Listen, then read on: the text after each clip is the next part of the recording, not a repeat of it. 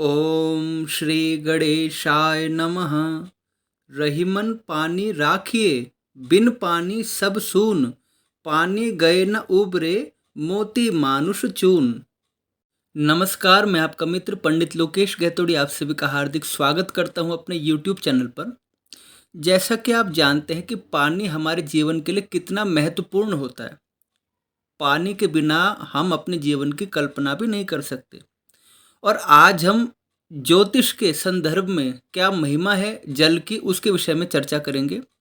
किस प्रकार नवग्रहों को प्रसन्न करने के लिए एक उपाय पानी के माध्यम से भी गुजरता है। यद्यपि दान, व्रत, जप, होम अनुष्ठान नवग्रहों की शांति के लिए शास्त्रों में बताए गए हैं, किंतु जल के माध्यम से भी नवग्रहों की शांति संभव है और जल के माध्यम से भी नवग्रह प्रसन्न हम पर होते हैं। तो आज हम इसी विषय पे चर्चा करेंगे कि कैसे एक छोटे से, बहुत छोटे से पानी के उपाय से नवग्रह हमारे लिए अनुकूल हो जाते हैं। आइए वीडियो आरंभ करते हैं। सबसे पहले बात करते हैं सूर्य भगवान की। सूर्य भगवान को प्रसन्न करने के लिए जल का कौन सा उपाय करें? तो सूर्य भगवान को प्रसन्न करने के लिए भगवान सूर्य को अर्घ देना, ये जल का एक महत्वपूर्ण उपाय है। तांबे का पात्र होना चाहिए, उसमें स्वच्छ जल हो, यदि संभव हो तो उसमें गंगा जल आप मिला सकते हैं। यदि आपके पास गंगा जल नहीं है तो केवल स्वच्छ जल भी आप उसमें भर सकते हैं। और विधि पूर्वक भगवान सूर्य का स्मरण करते हुए सूर्य भगवान को आपको जल अर्पित करना है। अब हम चंद्रदेव की बात करते हैं कि चंद्रदेव के लिए जल का कौन सा उपाय हमें करना चाहिए। चंद्रदेव के लिए जल का एक सर्वोत्तम उपाय है भगवान शिव का जलाभिषेक करना। अगर आप संभव है तो प्रतिदिन कीजिए, अन्यथा सोमवार को अवश्य ही भगवान शिव पर जलाभिषेक कीजिए और पंचोपचार उनका पूजन कीजिए। और भगवान शिव के पूजन से चंद्रदेव प्रसन्न हो जाते हैं और जल के द्वारा आप भगवान शिव का पूजन करेंगे तो उससे आपकी कुंडली का चंद्र जो है वो मजबूत हो जाएगा। अब मंगल देव की बात करते हैं कि मंगल को प्रसन्न करने के लिए जल का कौन सा उपाय करना चाहिए। तो मंगल को प्रसन्न करने के लिए मीठा शरबत ये हमें बांटना चाहिए। जल में कुछ मिठास घोल के उसको शरबत बना के उसको आप लोगों को वितरित कीजिए और इससे आपका जो मंगल है वो मजबूत होता चला जाएगा। और ये बहुत छोटा सा उपाय है, बहुत सरल सा उपाय है। और अब बात करते हैं कि बुध ग्रह को हम कैसे मजबूत करें। केवल जल के माध्यम से, जल के माध्यम से बुध ग्रह को मजबूत करने के लिए आप अपने घर में पेड़ पौधे अवश्य लगाएं और प्रतिदिन उनको पानी दीजिए। यदि आपके घर के पौधे सूख जाते हैं, आप उनकी देखभाल नहीं कर पाते, आप उनको जल नहीं दे पाते, तो आपका बुध इससे कमज़ोर हो जाता है। तो बुध को मजबूत करने के लिए आपके लिए आवश्यक है कि आप प्रतिदिन वृक्षों को जल अर्पित करें और खासकर माँ तुलसी जी को आप जल चढ़ाएंगे तो उससे आपका बुध ग्रह मजबूत होगा। अब बात करते हैं देवगुरु बृहस्पति जी की। उनके लिए हम जल का कौन सा उपाय करें। तो देवगुरु बृहस्पति जी के लिए आप किसी धार्मिक स्थान पर जल की व्यवस्था करें।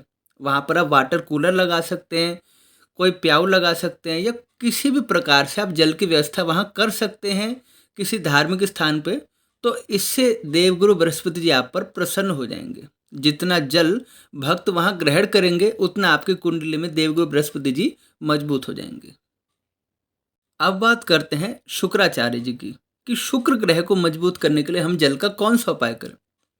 तो सबसे पहले जल में थोड़ा सा इत्र मिलाकर उस सुगंधित जल से माँ भगवती महालक्ष्मी जी को स्नान आपको कराना है।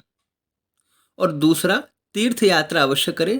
तीर्थों में आप जितना डुबकी लगाएंगे आपका शुक्र ग्रह उतना मजबूत हो जाएगा। अब बात करते हैं शनिदेव की।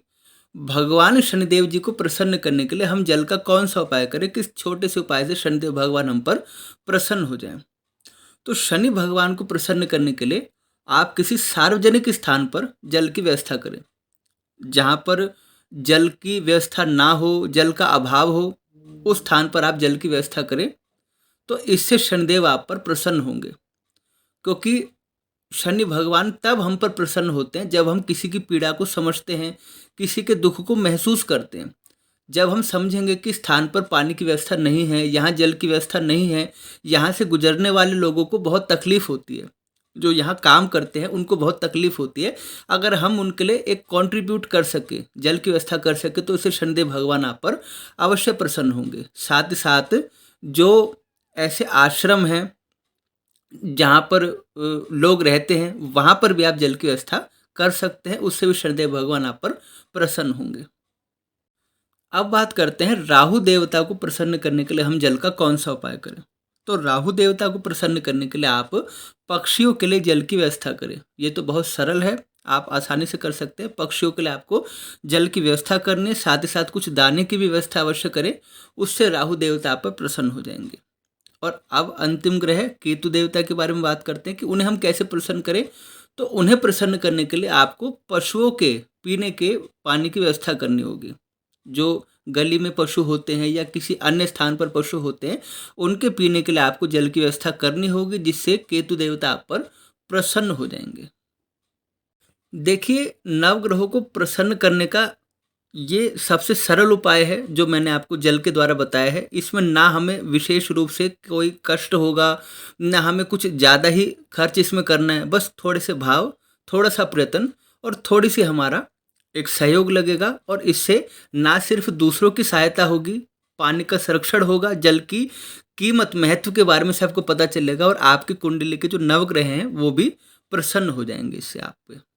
और साथ ही साथ एक संकल्प आपको अवश्य लेना है कि आप किसी भी प्रकार से जल की बर्बादी नहीं करेंगे, पानी बर्बाद नहीं करेंगे, क्योंकि इससे भी आपके नवग्रह कमज़ोर हो जाते हैं। तो यह था वो सरल उपाय कि किस प्रकार पानी के द्वारा आप नवग्रहों को प्रसन्न कर सकते हैं। हमारे शास्त्रों में बहुत से उपाय बताए गए हैं जिनके द्वारा हम अपने ग्रहों की पीड़ा को समाप्त कर सकते हैं। उनमें व्रत, जप, पूजा पाठ, अनुष्ठान, मंत्र जाप, दान पुण्य तो है ही। इसके साथ ही साथ हम प्रतिदिन अपने दैनिक कार्य में भी कुछ ऐसे कार्य कर सकते हैं जिसके द्वारा हम अपने नवग्रहों को शांत कर सके, उनकी पीड़ा को समाप्त कर सके। तो आपको वीडियो कैसी लगी कृपया कमेंट करके अवश्य बताइए। साथ ही इस वीडियो को लाइक करना मत भूलिए। कृपया हमारे चैनल को सब्सक्राइब कीजिए, अगर आपने सब्सक्राइब नहीं किया है तो आगे भी इसे शेयर कीजिए ताकि सभी तक इसका लाभ पहुँचे। आगे में हम आपके लिए इसी प्रकार लाभकारी उपाय लाते रहेंगे, और बस आपका सहयोग चाहिए।